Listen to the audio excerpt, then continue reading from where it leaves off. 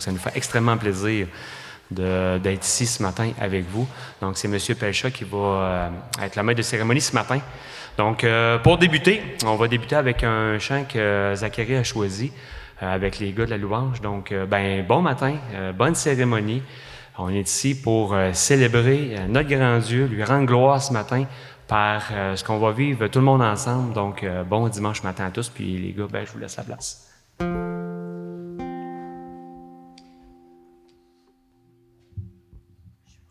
Bon matin tout le monde. Juste un rappel, je vous invite à chanter, mais si vous voulez chanter, malheureusement, il faut un masque. C'est ce qui se passe avec les mesures de COVID, mais dans tous les cas, je vous invite à vous lever pour qu'on puisse chanter le premier chant, c'est Consécration, chant choisi par Zach.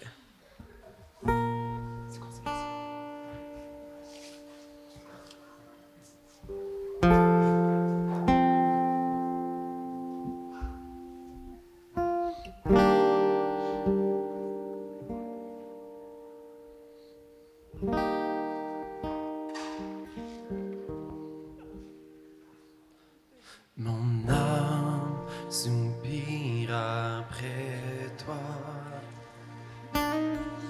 Parle, élève ta voix, je veux t'obéir.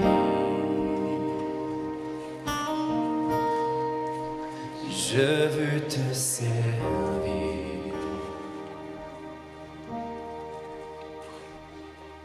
Enseigne-moi ton chemin. Prends ce qui me retient de te voir, Jésus. Je veux t'aimer plus, car tu dis que ceux qui te cherchent te trouvent. Je t'en prie, mon Dieu, porte-moi secours.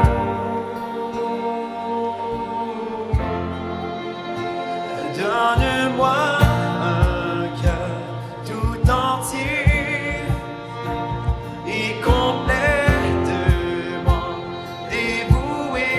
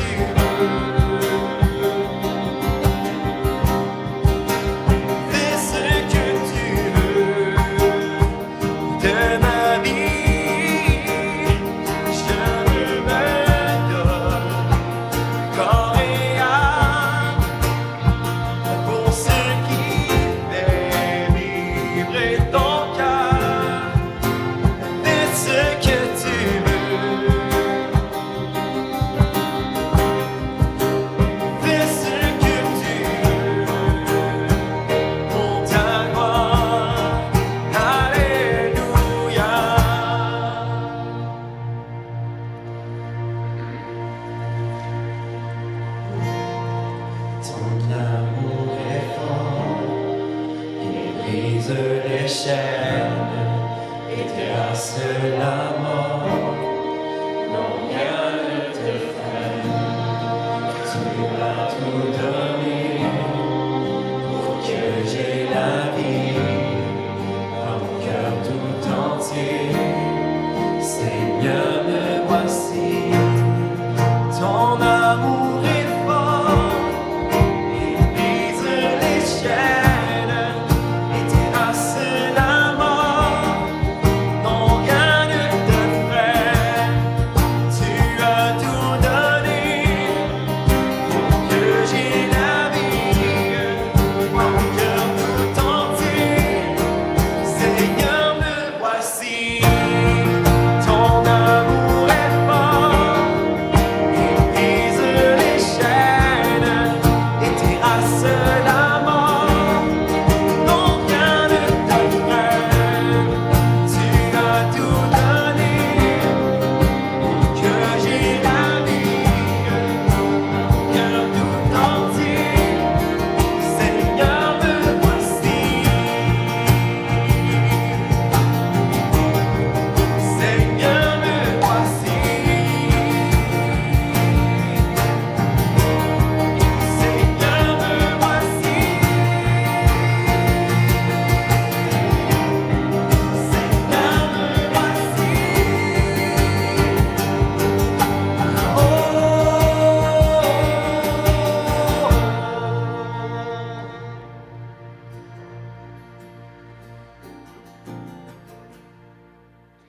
Je vous invite à vous asseoir. Bien, bonjour, chers campeurs, chers staff. Je sais qu'il y a plusieurs staffs aussi ici, visiteurs, membres de la famille de Zacharie et amis de Zacharie. Ce matin, comme vous le savez, ça va être un temps différent. Je me présente, Jean-Pierre Pelchat. C'est moi qui vais animer une partie de cette cérémonie pour le baptême de mon fils Zacharie. C'est mon fils, Zacharie. Aujourd'hui, on vient célébrer la décision que Zacharie a prise il y a quelques mois de suivre le Seigneur Jésus, le Seigneur Jésus-Christ. Permettez-moi d'introduire cette matinée spéciale du baptême de Zacharie en faisant une courte présentation ce matin. Vous conviendrez qu'il n'y a pas de plus grande joie pour un parent chrétien de voir son enfant ou ses enfants venir au Seigneur Jésus. Et pour nous, mon épouse Lydia et moi, c'est une grande joie lorsque Zacharie a décidé de suivre Jésus-Christ et c'est une grande joie aussi de le voir se faire baptiser ce matin. Zacharie, s'il est ici aujourd'hui et présent sur cette terre, c'est parce qu'il est le résultat de 2 miracles. Bon, le premier miracle, c'est le miracle de la vie. Vous savez, la vie, dans le fond, c'est un miracle. Mais il y a un petit peu plus que ça avec Zacharie, parce que Zacharie, quand on a eu notre premier fils, Nathanaël, on a voulu avoir un deuxième fils, mais malheureusement, mon épouse a fait 3 fausses couches, et ça a été dur pour elle émotionnellement et physiquement. Fait que là, on a commencé à penser à la possibilité d'adoption, d'adopter un enfant. Et on a prié le Seigneur, et le Seigneur a répondu. Lydia est devenue enceinte, et elle a conçu Zacharie, qui est né le 5 avril 2001. On l'a appelé Zacharie, pas pour rien. Zacharie, c'est un nom qui vient de l'hébreu, Zécharia. Zécharia, qui veut dire « l'Éternel s'est souvenu », l'Éternel se souvient. Fait que pour nous, Lydia et moi, Zacharie qui est venu au monde, c'était que Dieu s'était souvenu de nous en répondant à nos prières. C'est pour ça qu'il a ce nom-là. Dans son enfance, Zacharie est un petit garçon joyeux, toujours avec un beau sourire. Il était curieux et faisait souvent rire ses parents et même son entourage. Mais sa curiosité pouvait le mettre parfois dans des situations difficiles, ou un peu difficiles pour ses parents surtout. C'est comme la fois où il a inséré sa tête entre 2 barreaux d'un pont pour essayer de voir qu'est-ce qu'il avait en bas du pont. Mais quand il a voulu se retirer, il n'était plus capable de sortir la tête. Si vous voulez savoir comment il a réussi à se sortir de là, vous viendrez me voir après la cérémonie, je pourrai vous l'expliquer. Il aimait bien comprendre le fonctionnement des choses. Zacharie, c'est un petit garçon manuel, puis il aimait bien comprendre comment que les choses fonctionnaient. Puis quand il était chez sa gardienne, il aimait bien ça démonter les jouets. Sauf qu'à un moment donné, la gardienne nous a dit que ça commençait à coûter cher de jouets parce que là, il perdait des morceaux ou des fois, il tirait un petit peu trop fort, ça brisait les jouets. Son sens de l'observation aussi pouvait nous rendre bouche bée. Et ça me rappelle la fois qu'on était à Buckingham. Puis à Buckingham, on passait devant un grand cimetière où que les pierres tombales sont toutes alignées, puis il y en avait de différentes grandeurs. Puis là, en passant devant le cimetière, Zacharie, il a dit « Hey, regardez, il y a un jeu d'échecs géant! » Puis là, ben, on a trouvé ça drôle sur le coup, mais après ça, j'ai dit « Wow, il y a une certaine vérité derrière ça, parce que les pierres tombales qui représentent la mort, ça nous rappelle un peu que la mort, c'est un échec à la vie. » Fait que ça nous avait fait réfléchir un petit peu. Vers la fin du secondaire, la relation, nous et les parents, Lydia et moi, et lui, ça a commencé à être plus difficile. Il voulait abandonner ses études, son secondaire 4, puis après le secondaire 5, mais ça nous a pris beaucoup d'imagination pour le motiver à réussir ses études, parce que Zacharie voulait tout le temps lâcher. Fait que, imaginez-vous que on a beaucoup mis de temps pour l'aider, l'encourager, lui trouver des trucs pour se motiver. Mais, par la grâce de Dieu, il a réussi son secondaire 4, son secondaire 5. Mais c'est aussi à ce moment-là que Zacharie a commencé à faire des mauvais choix. Ça, c'est la partie moins bonne de l'histoire, là. Moins jolie, hein? Le petit garçon, il grandit, puis il commence à faire des mauvais choix. On l'aimait, mais on ne pouvait pas approuver les mauvais choix qu'il faisait. Ce furent des mois tendus dans la famille. On devait tenir ferme, comme parents, Lydia et moi, sur nos valeurs chrétiennes. On ne pouvait pas accepter tout ce que Zacharie prenait comme choix, mais en même temps, on voulait l'aimer et on voulait lui démontrer notre amour. Vous pouvez comprendre qu'on a prié beaucoup pour lui. Là, je vous ai parlé du premier miracle, le miracle de la vie, mais il y a un deuxième miracle dans la vie de Zacharie. Puis Zacharie va vous le raconter tantôt comment c'est arrivé. C'est le miracle de la deuxième naissance. Hein? Première naissance, premier miracle, deuxième naissance, deuxième miracle. Encore ici, on loue Dieu pour avoir répondu à nos prières. Dieu a été fidèle et bon pour répondre à nos prières. On intercédait Dieu pour que le Seigneur touche le cœur de Zacharie. Vous pouvez comprendre que ce n'était pas toujours facile pour Lydia et moi, surtout dans les années tumultueuses que Zacharie passait à travers. S'il y a des parents ici qui ont des enfants en état de rébellion, sachez que je comprends votre souci, vos préoccupations, vos souffrances et même peut-être votre tristesse. Je veux vous encourager à persévérer dans la prière si c'est votre cas, en implorant et en suppliant Dieu pour votre enfant. N'abandonnez pas. N'abandonnez pas. Ayez confiance en Dieu pour votre enfant. Encerclez votre enfant de prière, de supplication. Ne lâchez pas le Seigneur sur cela. Croyez en la grâce et la miséricorde de Dieu. N'abandonnez pas. Ce matin, Zacharie veut démontrer par le geste du baptême la décision qu'il a prise de suivre Jésus. Mais pourquoi Zacharie veut se faire baptiser? Quelle est sa motivation? Y a-t-il quelque chose de magique qui va se passer ici ce matin? Aujourd'hui, Zacharie va-t-il recevoir une grâce spéciale? Pourquoi se faire baptiser? Réfléchissons à cela. J'ai besoin d'un peu d'eau. Bon, s'il y en a qui savent un petit peu là, mon background, ben j'étais un étudiant en théologie, puis même j'ai commencé à enseigner la théologie à Parole de vie Bethel à Sherbrooke. Fait que permettez-moi de faire un petit peu de théologie dans les prochaines minutes. Fait que Jésus nous a donné 2 ordonnances pour l'Église. Hein, on pourrait appeler ça même 2 rituels, si on veut. Puis une de ces 2 ordonnances, c'est le repas du Seigneur. La raison pour laquelle on prend le repas du Seigneur dans l'Église, bien, c'est pour se souvenir de l'œuvre de la croix. Hein, quand on prend le repas du Seigneur, on se rappelle du corps de Jésus qui était brisé et le sang qui a coulé pour nous.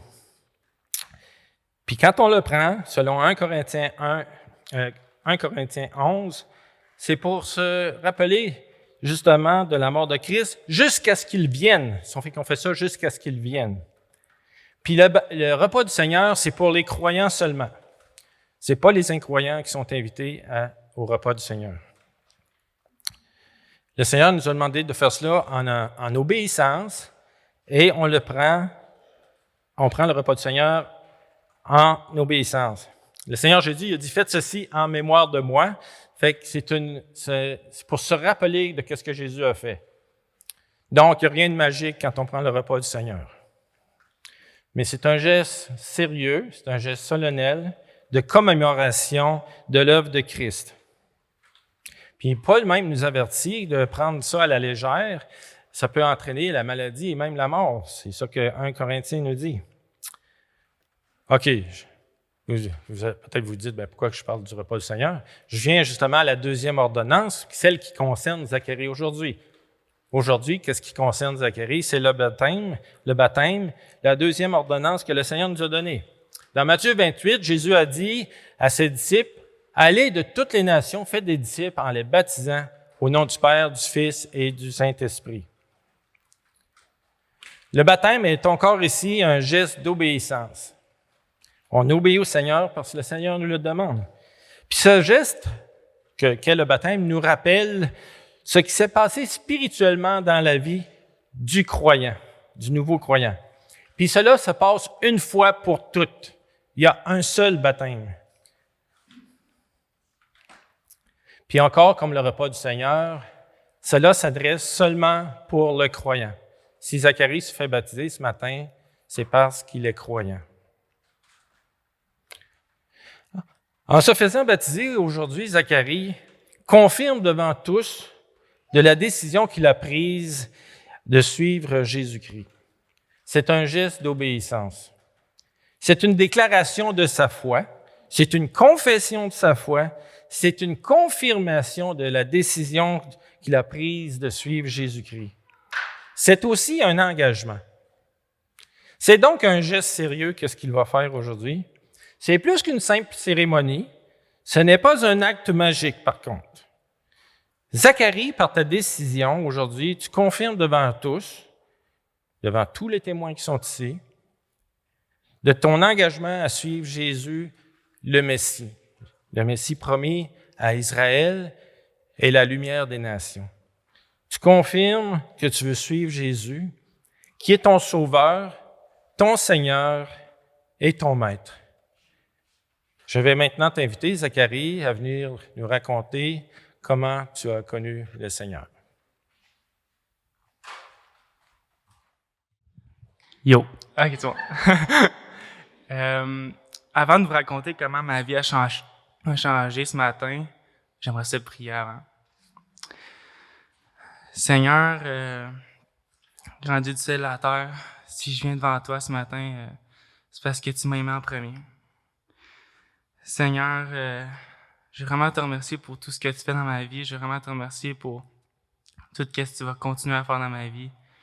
Je te prie vraiment de me donner, de parler à travers moi ce matin. Et est-ce que ce soit toi qui parle vraiment à travers moi, Seigneur, que je puisse dire qu'est-ce que tu veux dire. Seigneur, je te prie d'ouvrir le cœur des personnes qui sont ici puis des personnes qui vont écouter la vidéo après. Je te prie de leur donner un cœur disposé, un cœur attentif à comment ma vie a été changée. Amen. All right. So, ce matin, je vais vous raconter comment ma vie a changé.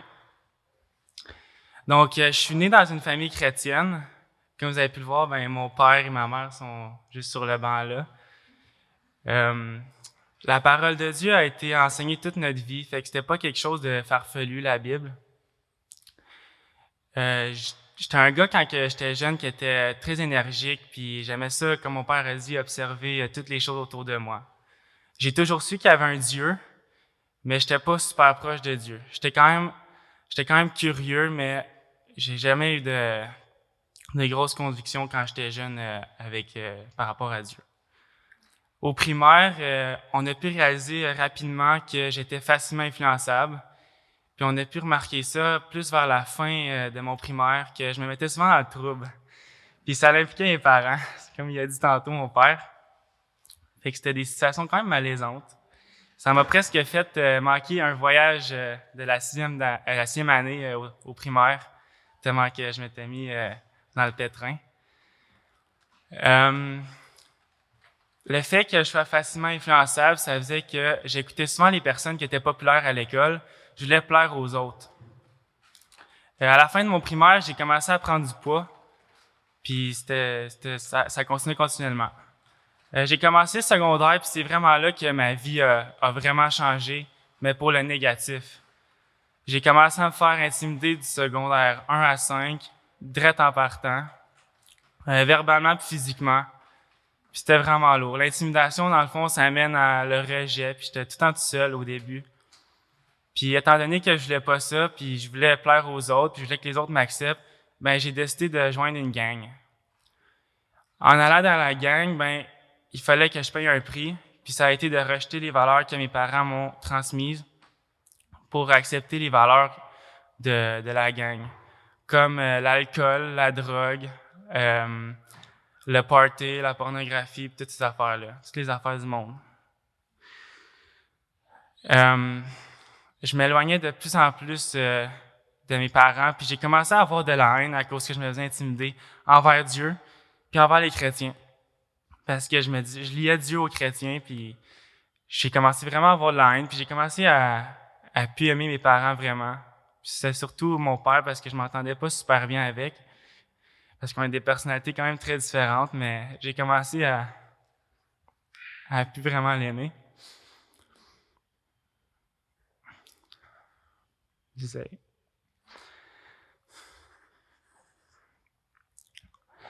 Je continue quand même à faire des mauvais choix, puis je continue à tout le temps être rebelle contre mes parents, à tout le temps faire le contraire de ce qu'ils me disaient, faire le contraire de ce qu'eux voulaient. Vers le milieu de mon secondaire, j'ai décidé de commencer à m'entraîner. Puis, ma motivation était pas bonne parce que ma motivation, c'était les filles.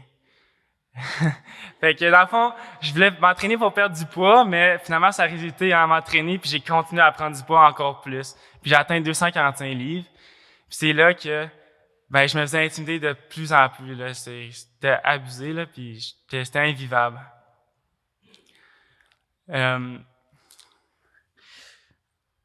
L'intimidation, honnêtement, ça a été l'affaire qui m'a fait le plus rejeter Dieu puis ma famille. Puis ça a été quelque chose de très lourd pour moi. J'ai essayé de remplir un vide que j'avais de rejet et tout ça par plein d'affaires, par la gang, par la drogue, comme j'ai dit tantôt, puis toutes les affaires du monde. Puis ça marchait pas. Donc, j'ai terminé le secondaire comme ça. J'ai commencé un DEP en mécanique de véhicules lourds, puis à Gatineau. Et dans mon DEP, j'ai continué à me faire niaiser. Puis là, j'étais vraiment tanné, j'étais plus capable. Là. Honnêtement, j'étais vraiment plus capable. Fait que j'ai décidé de prendre des changements drastiques. Je me suis sous-alimenté. Je mangeais presque plus, je mangeais qu'un repas par jour, puis je mangeais presque pas. J'ai perdu 75 livres en 1 an puis 4 mois. Puis je pensais que ça allait régler mon problème, parce que là, j'avais atteint mon objectif que je voulais, tu sais, être selon la norme de nos jours, là, les standards de nos jours, être le corps parfait puis tout ça. Puis finalement, ça a rien changé. L'intimidation a diminué, mais ça a continué pareil. Puis ça a pas rempli le vide que j'avais à l'intérieur de moi qui s'était créé au secondaire. Donc j'ai terminé mon DEP, je me suis lancé dans le monde, puis j'ai commencé à fréquenter une fille non chrétienne. J'ai commencé aussi une job en mécanique de véhicules lourds dans un garage à Gatineau. Puis mes parents avaient remarqué bien vite que la fille, c'était pas bon, parce que c'était une relation toxique où je me faisais manipuler puis je me faisais maltraiter. Mes parents, ils me l'ont fait remarquer, puis mon frère aussi, surtout. C'est surtout mon frère qui m'a marqué à travers ça. À un moment donné, mon frère, il m'a parlé dans le casque, puis il m'a fait réaliser à quel point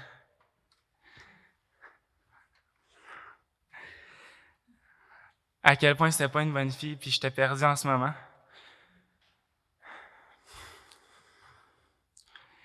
J'ai décidé de lâcher la fille, mais à la job, je pensais juste à ça. Puis j'étais pas productif, puis rien de ça, fait que la job m'a lâché aussi. Là, après j'ai perdu mon emploi, j'étais plus là. Je voyais tout noir, j'avais envie de me suicider, j'avais des pensées noires, tout allait mal. J'étais rock bottom là, dans ma vie.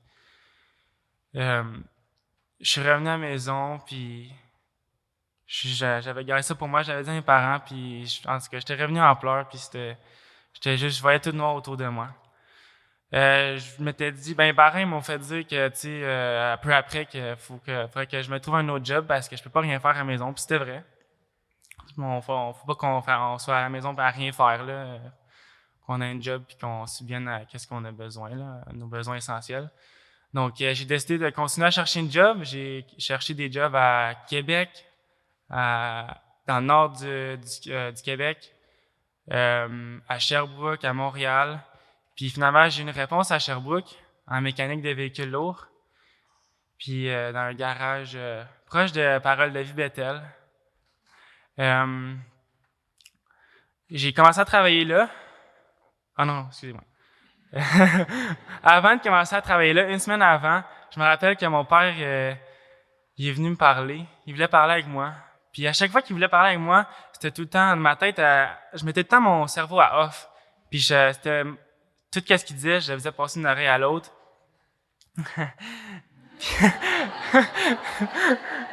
Puis j'approuvais à la fin avec ce qu'il disait, mais c'était tellement pas vrai en tout cas. Fait que dans le fond, cette fois-là, par exemple, j'avais comme de quoi en dedans de moi qui voulait écouter, qui voulait écouter ce que son père avait à dire, puis il voulait me parler de Dieu, ma relation avec Dieu. On a parlé beaucoup, puis à un moment donné, mon père il m'a demandé Zach, je pense que t'es prêt. Là, dans ma tête, j'étais comme quoi?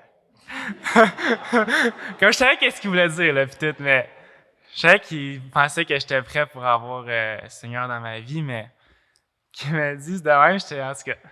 Fait que dans ma tête, j'étais comme je suis prêt à quoi appeler, comme là, il m'a dit t'es prêt à recevoir Jésus dans ta vie, Zach. Moi, je suis sûr de ça. Puis là après ça, moi je dis papa, comment tu veux que Jésus entre dans ma vie? Comment tu veux que Jésus m'accepte malgré tout ce que j'ai fait, tous les péchés que j'ai faits? Comment tu veux qu'il m'aime à travers ça avec tout ce que j'ai fait? Puis mon père m'a dit de quoi que il m'a souvent répété mes parents quand j'étais jeune. C'est quelque chose qui est, en tout cas, je pense qu'on prend pour acquis, mais il m'a dit, tu sais, Zach, Dieu, il t'aime, puis il va toujours t'aimer. Il va toujours être là pour toi. Il est toujours là et prêt à te recevoir. Cette fois-là, c'est comme ça a fait un clic, puis mon cerveau a réveillé. Puis là, j'ai demandé comment on fait, puis là, cette soirée-là, j'ai accepté Jésus dans ma vie. Je l'ai invité à régner dans ma vie. Aujourd'hui, c'est lui qui contrôle ma vie. C'est lui qui guide ma vie. C'est lui qui règne dans tout moi. Après ça, j'ai commencé ma job. J'ai commencé ma job à Sherbrooke, une semaine après, en mécanique de véhicules lourds. Puis là, chaque matin, j'étais comme, je sais pas si c'est ça que je veux faire toute ma vie. Je doutais au bout, là. Tu sais, mécanique, c'est pas je vais pas dégrader le milieu, mais dans les places, j'ai travaillé. Il parle beaucoup de femmes, puis il sac beaucoup, puis c'est comme redneck un peu pas mal, là. Fait que, en tout cas, j'étais pas super à l'aise dans le garage. Puis chaque matin, je priais puis je disais, Seigneur, si c'est cette job-là que tu veux, ou cette carrière-là que tu veux pour moi, montre-le-moi. Puis si c'est pas ça que tu veux, montre-le-moi, même s'il faut que ça soit montré à la dure. Puis à la dure, voulant dire me faire congédier, là. J'accompagnais ça souvent avec le verset dans 1 Jean 1, 8 à 9. c'est mon verset de vie, là, c'est mon grand-père, mon pépé qui me l'a montré, puis ça m'a vraiment touché. Ça dit « Si nous disons que nous n'avons pas péché, nous nous trompons nous-mêmes et la vérité n'est pas en nous. » Là, le verset 9, il dit « Si nous reconnaissons nos péchés, il est juste et fidèle de nous les pardonner et de nous purifier de tout mal. » Puis je trouve que ça représente vraiment quelque chose qu'il faut se rappeler vraiment chaque jour, puis ça représente vraiment le salut, honnêtement. Ça me touchait chaque matin, à chaque fois, je disais, puis même encore aujourd'hui, c'est pour ça que c'est mon verset de vie. Fait que j'accompagnais ça chaque matin avec ma prière. Je priais la même prière chaque matin. Puis le 15 décembre de cette année, 2020, je me suis fait congédier. Puis cette fois-là, par exemple, je me suis pas senti comme un bon à rien, je me suis pas senti comme un loser, puis je me suis pas senti tout seul. Je me sentais retenu. Dieu, il me tenait, il m'a pas laissé tomber, puis je trouvais ça tellement insane. Puis quand je le regarde aujourd'hui, je trouve ça encore insane de la façon, en tout cas, qu'il ne lâche pas. Ensuite de ça, je suis retourné chez nous. J'avais l'idée d'aller à Bethel en vue. Puis j'ai dit ça à mon père, là, je vais commencer à aller à Bethel. Puis là, mon père est comme « Ah, toi, t'aimes pas les études, là. Qu'est-ce que tu veux qu'est-ce que tu vas étudier de l'étude biblique? Qu'est-ce que tu fais, là? » En tout cas, c'est ça, la réaction qu'il a dit un peu, là. Puis là, il est comme « Ben, regarde, on va mettre au test, puis on va voir s'il passe. » Fait que, il m'a fait faire des tests, des questions, puis tout, de qu'est-ce qu'il y aurait, genre, à Bethel. Et, ben, finalement, j'ai été à Bethel. J'ai rencontré plein de bon monde là-bas, puis ça m'a vraiment travaillé.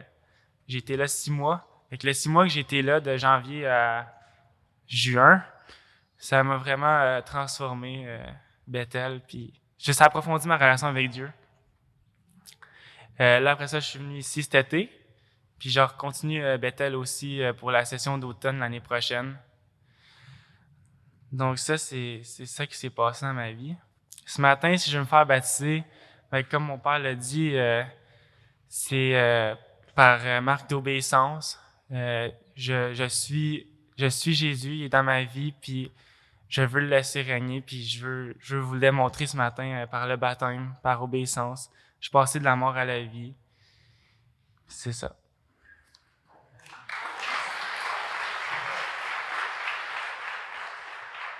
Hey, merci Zach pour ton témoignage. Pour vrai, c'est excellent. Dis-moi si je sors du cadre.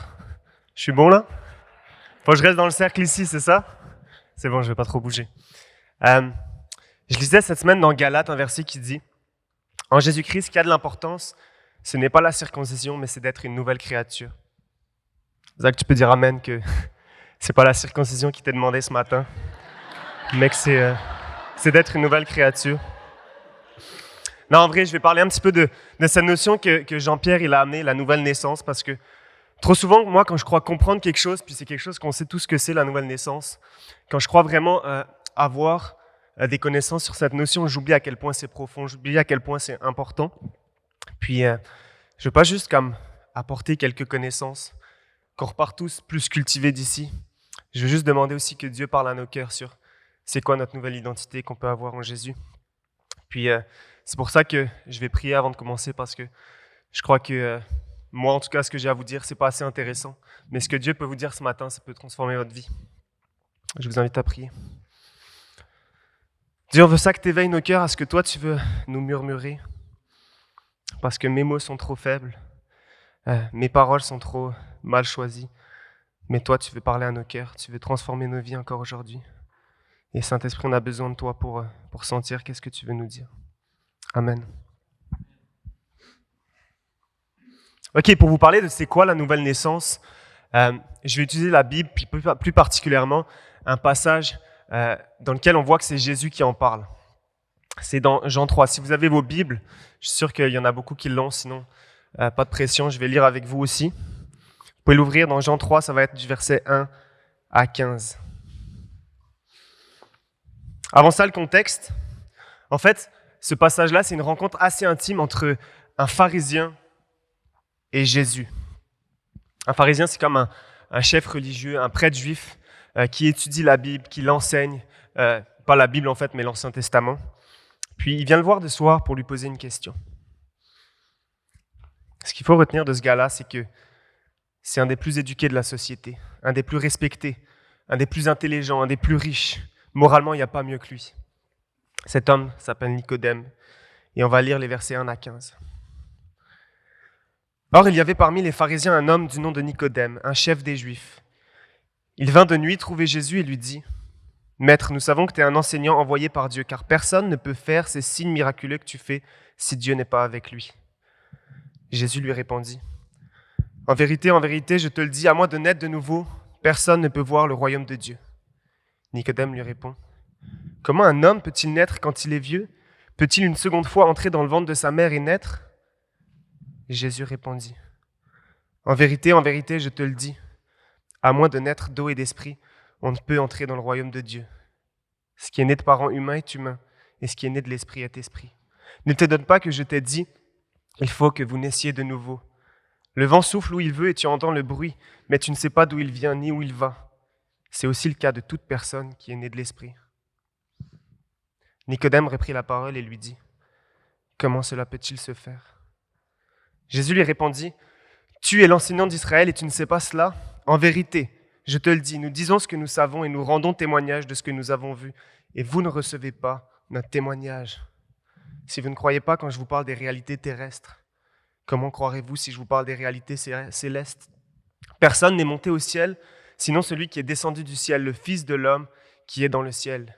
Et tout comme Moïse a élevé le serpent dans le désert, il faut aussi que le Fils de l'homme soit élevé afin que quiconque croit en lui ne périsse pas, mais qu'il ait la vie éternelle. »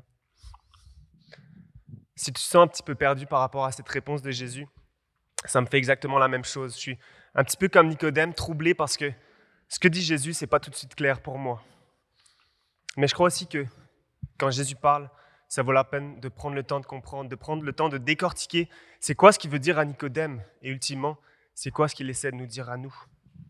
Puis mon premier point ce matin, c'est pour qui la nouvelle naissance ? Ça fait pas longtemps que je suis au Québec, mais s'il y a une chose que j'ai remarqué, c'est que dans la conscience de beaucoup de Québécois, croire en Jésus, faire le choix que Zacharie fait ce matin, c'est pour ceux qui sont simples d'esprit. C'est pour ceux qui sont facilement manipulables, pour ceux qui ont besoin d'une béquille dans leur vie. Sauf que là, Jésus, il ne parle pas à n'importe qui. Il s'adresse à Nicodème, qui est assez âgé, qui est riche, qui est éduqué, qui est cultivé, qui est sage, qui est un modèle, qui est l'élite du peuple.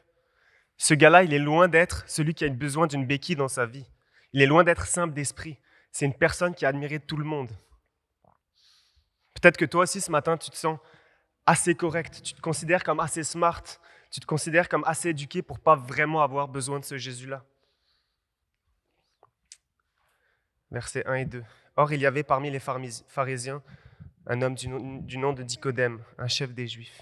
Il vint de nuit trouver Jésus, lui dit : « Maître. » Nicodème appelle Jésus « Maître ». Aujourd'hui, il y a tellement de gens qui considèrent que Jésus a existé, qu'il a été vraiment un homme d'influence, qu'il a été brillant par ses enseignements.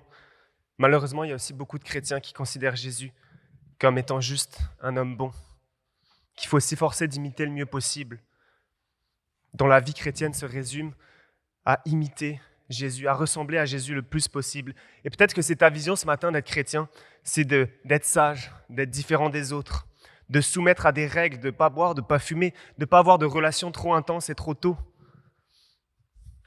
Ça, c'est de faire Jésus son maître, un modèle, juste un enseignant qui nous dit quoi faire, quoi dire, puis quoi penser. Mais Jésus affirme au verset 3 que si on le prend comme Nicodème pour juste un homme d'influence, juste un enseignant, ou même juste pour un modèle, on ne verra pas le royaume de Dieu. Parce que pour ça, il faut naître de nouveau. Le pharisien, lui, il est bon moralement. Il a étudié toute sa vie, il a fait des bonnes œuvres. Il a vécu toute sa vie pour plaire à Dieu. Mais Jésus dit, il faut que tu recommences du début.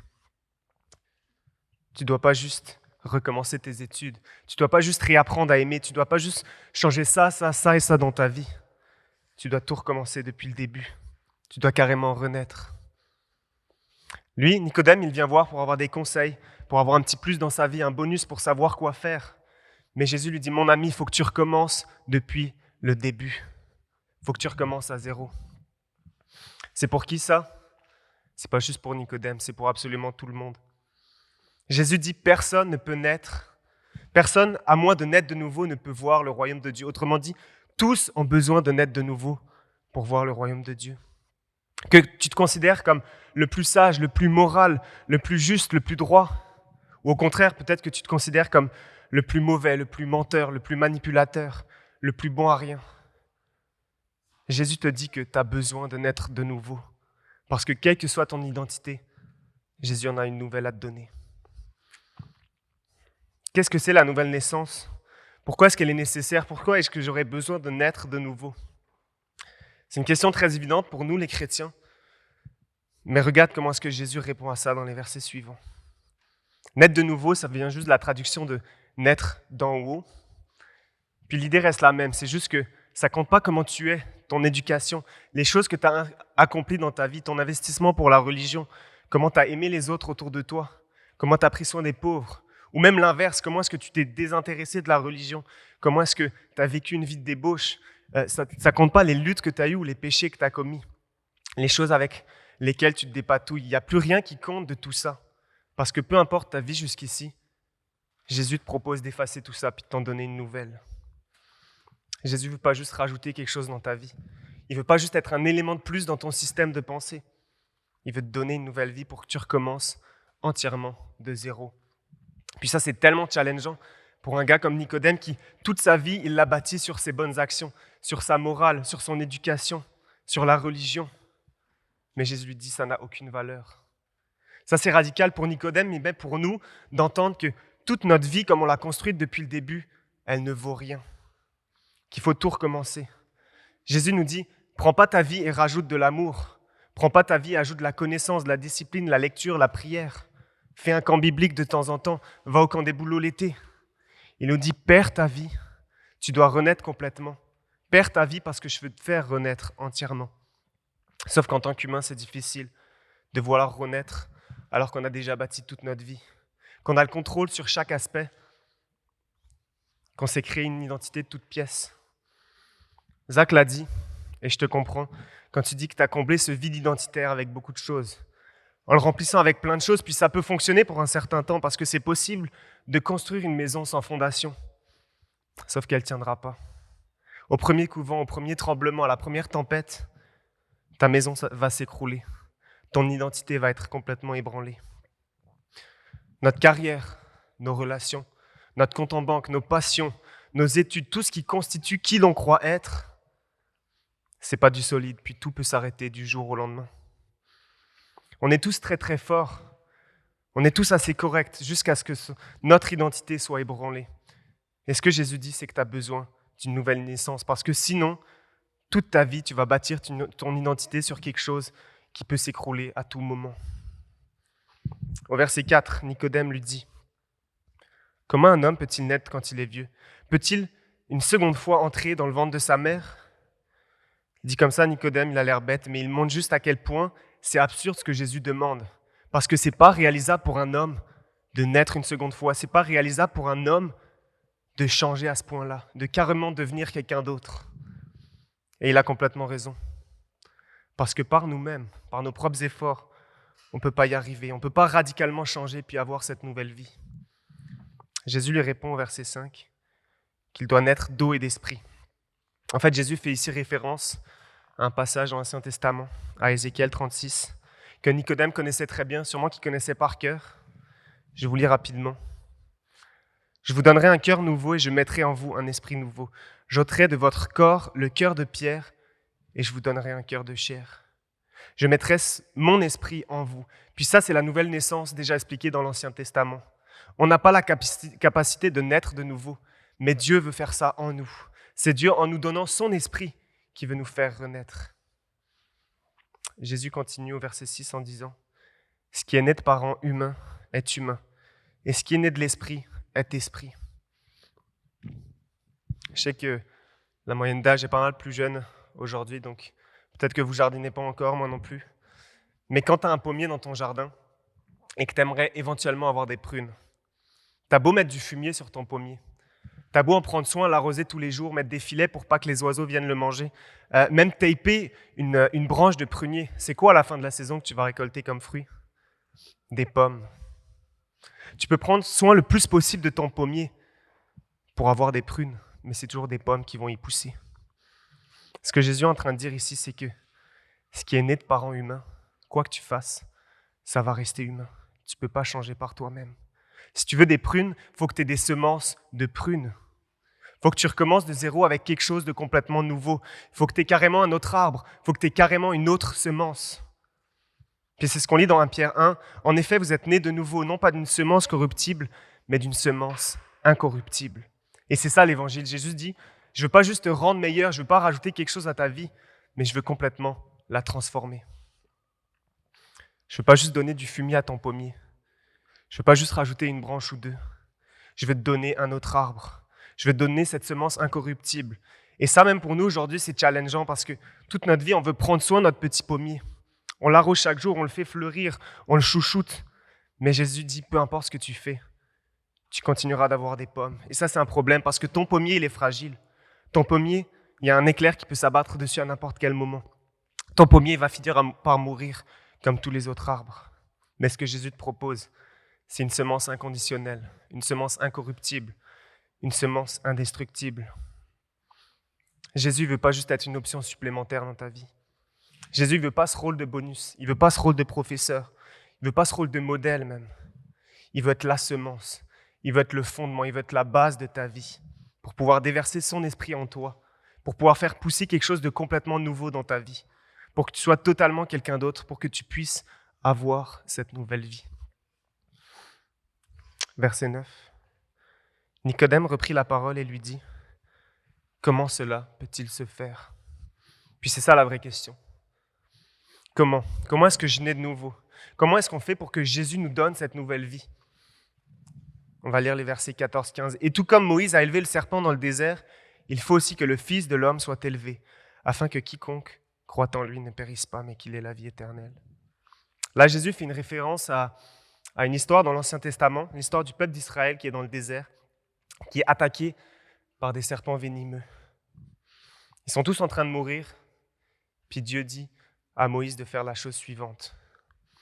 Moïse fit un serpent de bronze et le plaça sur une perche. Toute personne qui avait été mordue par un serpent et regardait le serpent en bronze avait la vie sauve.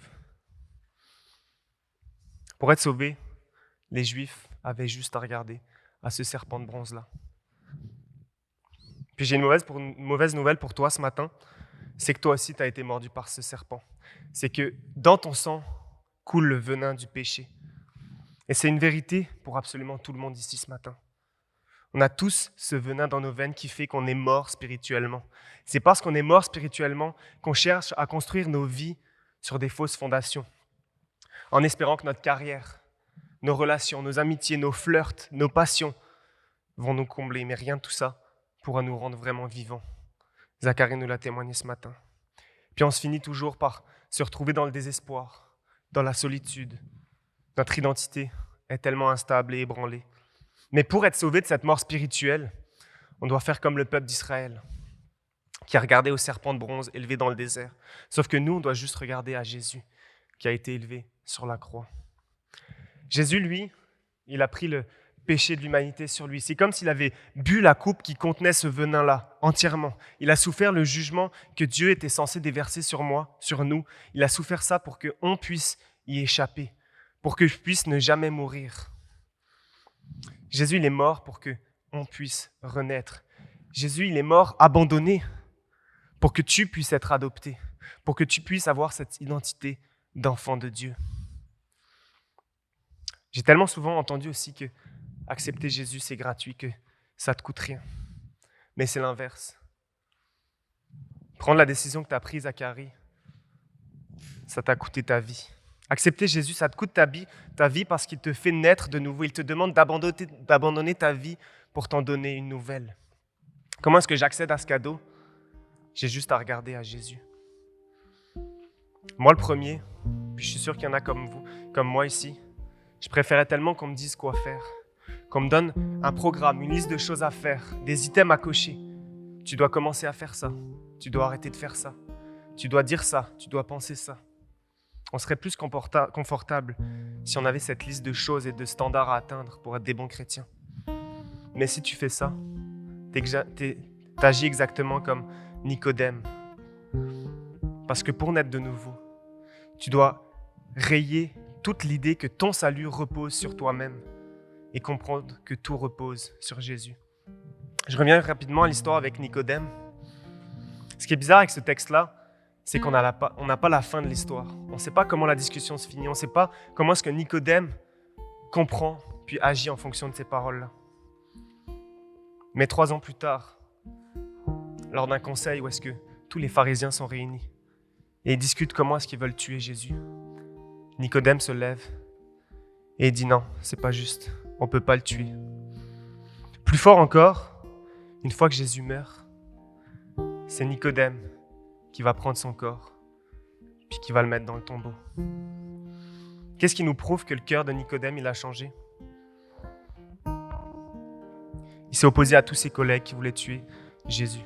Plus fort que ça, alors que la loi l'interdisait, qu'un pharisien puis même qu'un juif ne peut pas toucher un corps mort, c'est Nicodème qui a soulevé le corps de Jésus. Nicodème a été transformé par Jésus et il est un nouvel homme. Je ne sais pas si c'est au moment de cette soirée-là que Nicodème est né de nouveau, qu'il a tout compris, puis qu'il a accepté Jésus, comme tu l'as dit avant Zacharie, comme maître, comme roi dans sa vie.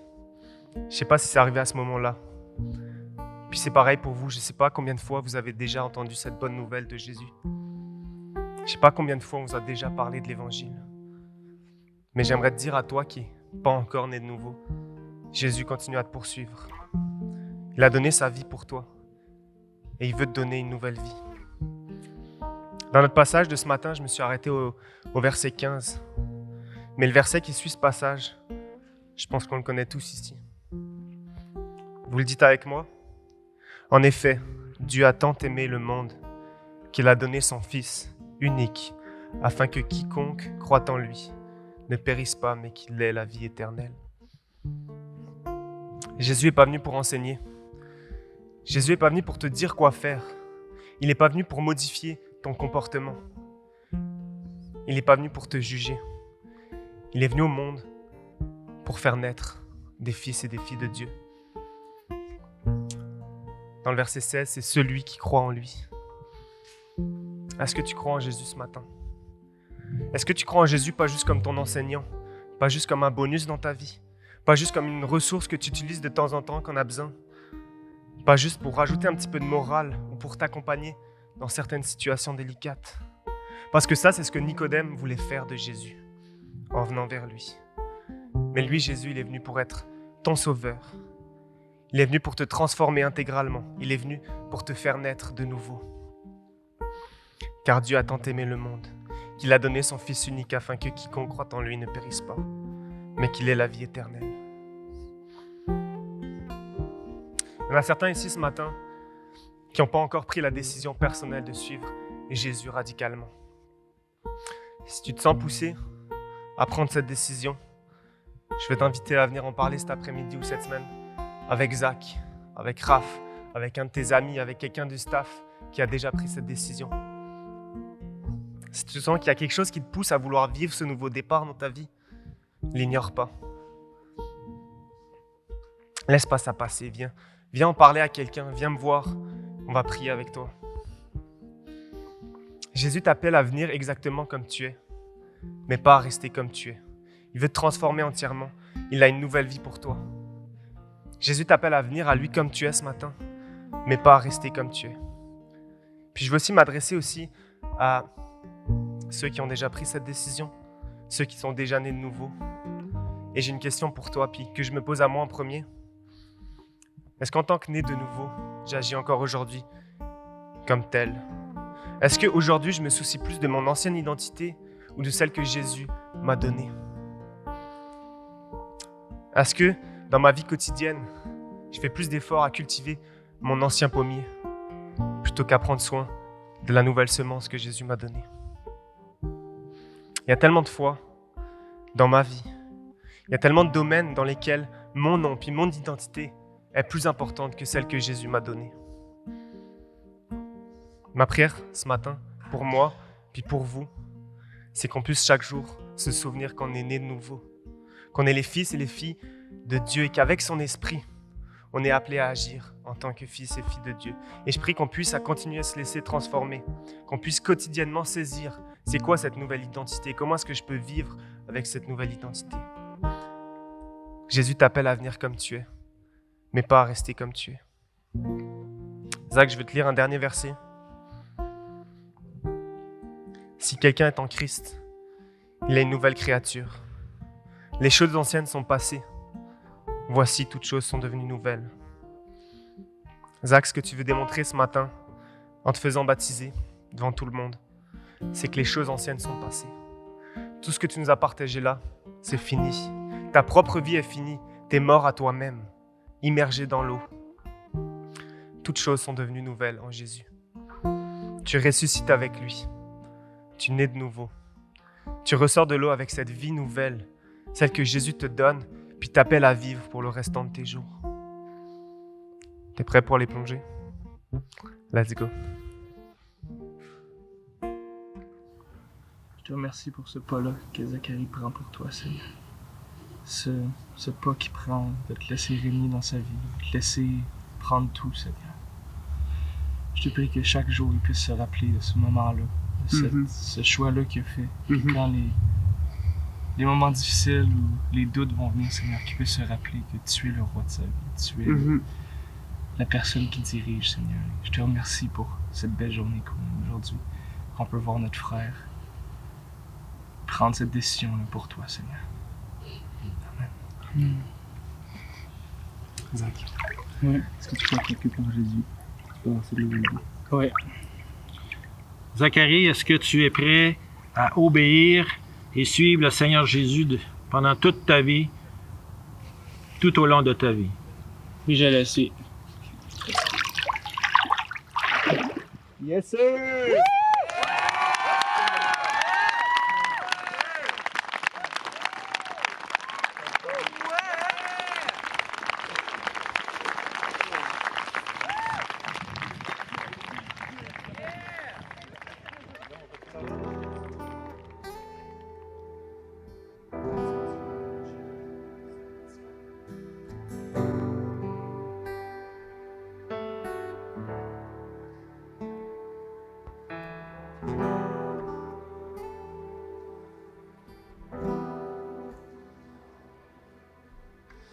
Tu gardes chacun de mes jours.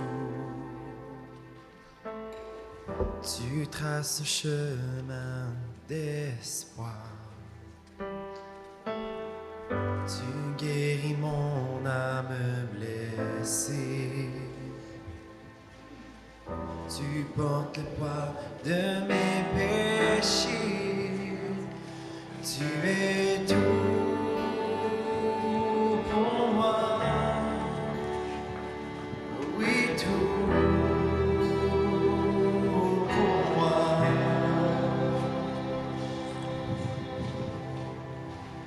Devant moi je vois fidèle majesté, roi des cieux, tu es glorieux, tu es merveilleux.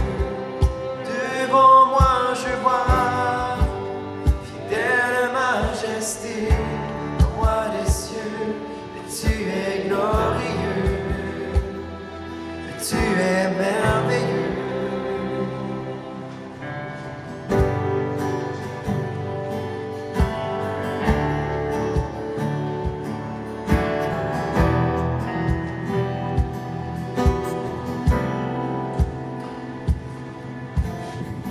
Ta présence qui m'entoure me parle d'un grand Dieu d'amour.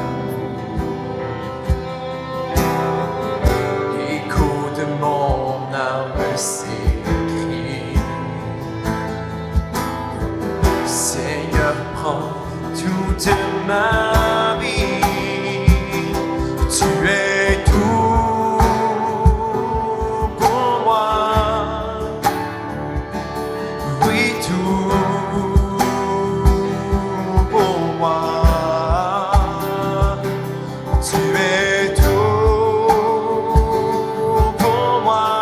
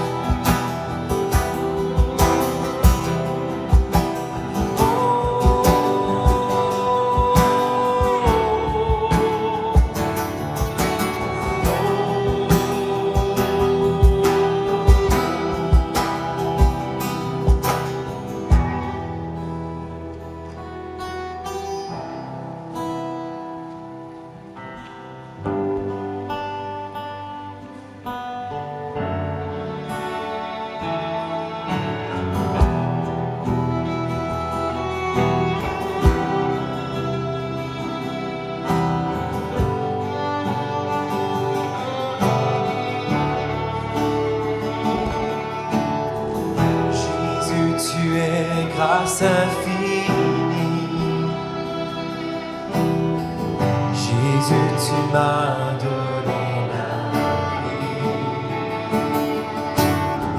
Jésus, pour moi, tu es venu. Jésus, pour moi, tu as vaincu. Jésus, tu es grâce infinie. Jésus, tu m'as donné la vie. Jésus, pour moi, tu es venu. Jésus, pour moi, tu as vaincu.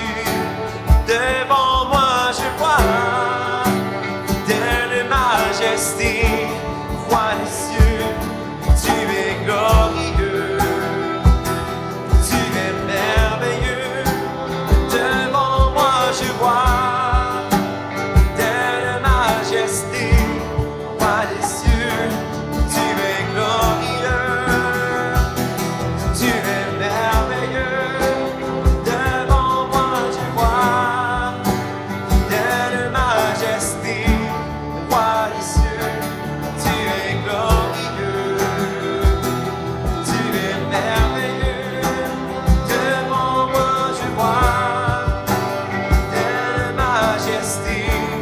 Vois les cieux, tu es glorieux. Tu es merveilleux.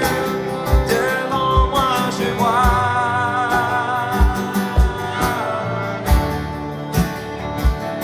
Tu es glorieux. Tu es merveilleux.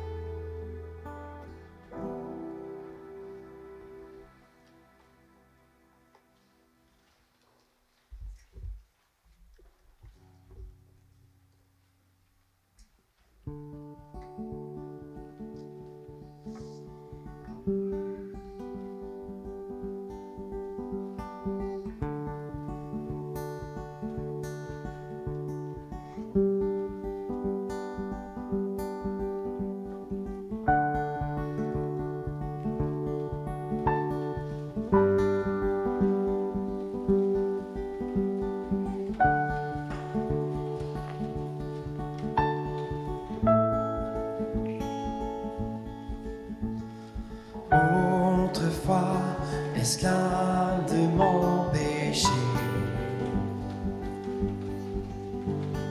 sur la croix, tu m'as justifié. Pardonné, ton esprit m'est donné. Oui, tu m'as libéré. Lorsque sous la honte, mon cœur s'affaiblit,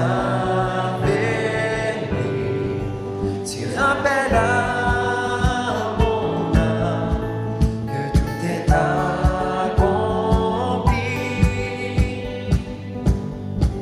La joie se trouve auprès de toi. Je veux marcher dans tes voies, Seigneur. Je crois que tout se trouve en toi.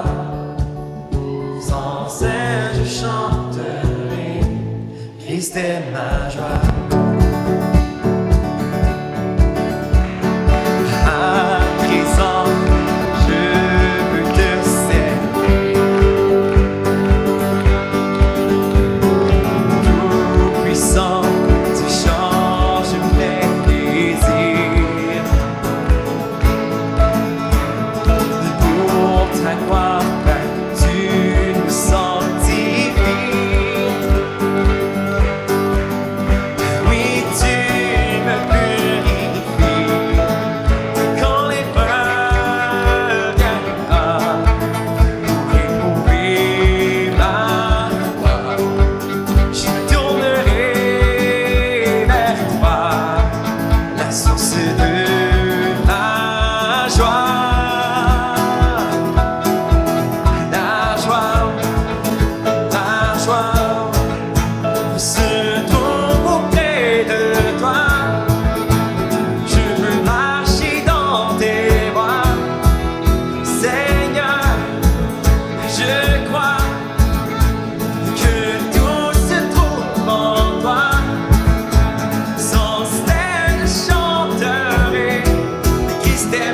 joie, la la la la la la la la la. La la la la la la la la la. La la la la la la la la la. La la la la la la la la. Donc quoi? La la la la la la la la la. La la la la la la la la la. À jamais mon esprit est scellé pour un héritage dans l'éternité. Mon espérance ne peut m'être enlevée. Sa gloire, je la verrai au jour de mon départ. Apaiser, je serai où est ta victoire. Christ a triomphé.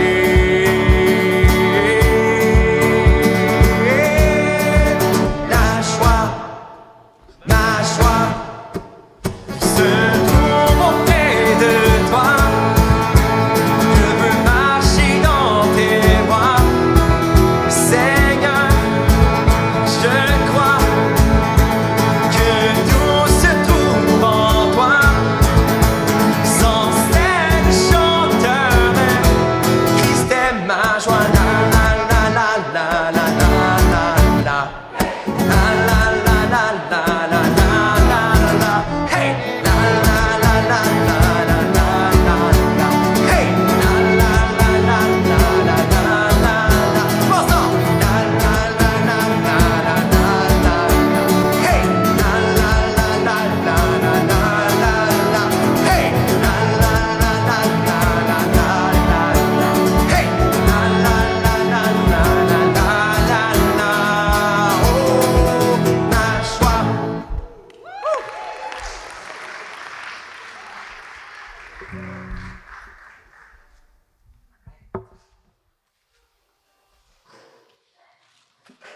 Ben, c'est une super belle chanson entraînante. Et c'est ça, dans le fond, qu'on devrait être, hein, plein de joie.